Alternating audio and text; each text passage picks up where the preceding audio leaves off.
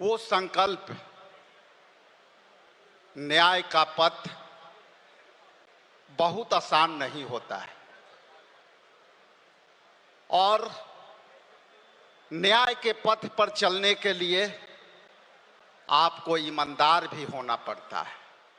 एक तरफ हम बाबा साहेब के दिए हुए संविधानों को लेकर के हम उनको बचाने का संकल्प लेके चल रहे हैं, वो भी मेरे लिए न्याय का पथ है कि हम एसटी, एससी, ओबीसी और जो गरीब समान वर्ग के लोग हैं, आज तक भारतीय राष्ट्रीय कांग्रेस पार्टी हिस्सेदारी देते आई है, लेकिन आने वाला समय में इन वर्गों को हम सत्ता हाथ में देने की बात करते हैं।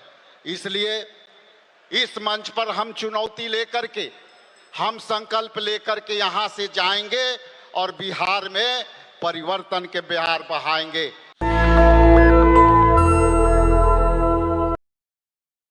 वो संकल्प न्याय का पथ बहुत आसान नहीं होता है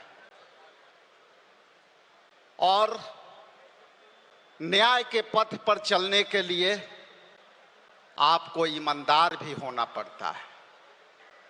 वर्तमान में हमारे साथ और देश के चुनौतियों को यदि तुलनात्मक बात करेंगे तो जो हमारे सामने वाला एनडीए के सरकार है वो बिल्कुल ही असत्य के ओर चल रहा है और आज हमें बापू के इस सत्याग्रह स्थल से हमें न्याय के पथ पर चलने का आवश्यकता है। जैसा कि आप जानते हैं, हमारी चुनौतियां बड़ी हैं। एक तरफ हम बाबा साहेब के दिए हुए संविधानों को लेकर के हम उनको बचाने का संकल्प लेके चल रहे हैं, वो भी मेरे लिए न्याय का पथ है।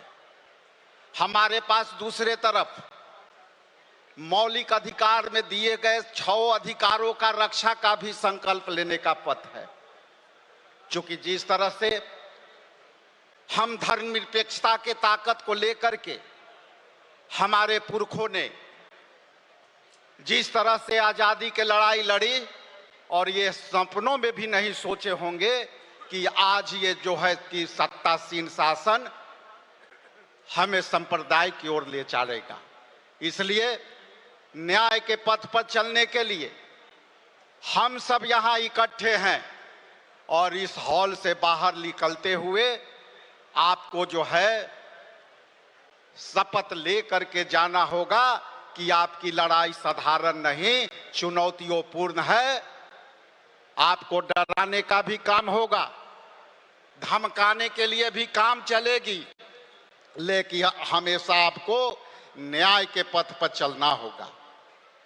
और जिस तरह से राहुल गांधी जी ने कहा था कि हम एसटी, एससी, ओबीसी और जो गरीब समान वर्ग के लोग हैं, आज तक भारतीय राष्ट्रीय कांग्रेस पार्टी हिस्सेदारी देते आई है, लेकिन आने वाला समय में इन वर्गों को हम सत्ता हाथ में देने की बात करते हैं।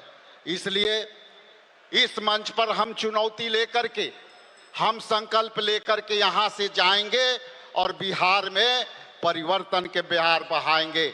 इन्हीं शब्दों के साथ आप सबका, सभी नेताओं का बहुत आभार और मैं अपने बात को गौरवान्वित महसूस करता हूं कि आज यहां मुझे बोलने का मौका दिया।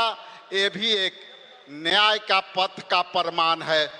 नेशनल दस्तक की आपसे गुजारिश है कि अगर इसको बचाना चाहते हैं तो नेशनल दस्तक को सब्सक्राइब करने के लिए रेड कलर के सब्सक्राइब बटन को दबाएं, फिर बेल आइकन की घंटी दबाएं। नेशनल दस्तक को बचाने के लिए बहुत जरूरी है कि हर खबर को शेयर करें, लाइक करें, कमेंट जरूर करें।